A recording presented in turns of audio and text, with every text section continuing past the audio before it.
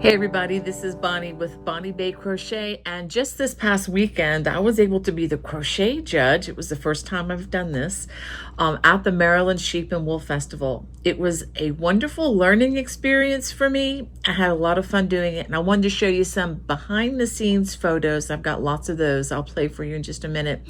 And also just wanted to say a few things about entering the county fair or the state fair or maybe the Maryland Sheep and Wool Festival. And I did want to let you know that anybody can enter the Maryland Sheep and Wool Festival, whether you're inside the US or outside. This is not limited to Marylanders at all. As long as you can have someone there for you to pick up your item once the fair is over on Sunday afternoon. And by the way, this is the first May weekend of the month every year. That's consistently the day or the weekend for the Maryland Sheep and Wool Festival. So if you can mail in your entries according to the booklet, you can get information online, and they do have booklets available with all the rules and regulations and whatnot. The main rule being it has to be made, your item needs to be made of about 50% or more wool. So that's the minimum, 50% or more. And there are many different yarns that are economical that you can use to qualify for that. So as long as there is at least half wool in the content, it can be entered. And I will say, we need more crochet entries. So if you can consider entering the Maryland Sheep and Wool Festival, I think it'll be a really fun event, good thing for you to participate in. And but you need to be sure that somebody can pick up the item on Sunday afternoon between 4:30 and 5:30 p.m.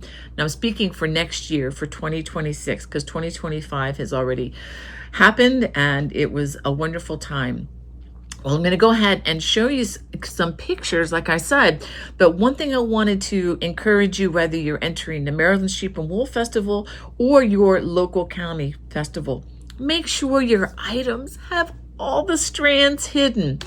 Believe it or not, I had some fantastic items, and you're going to see them in just a bit, and I'll share them to you. I found strands, loose strands, just no attempt to hide.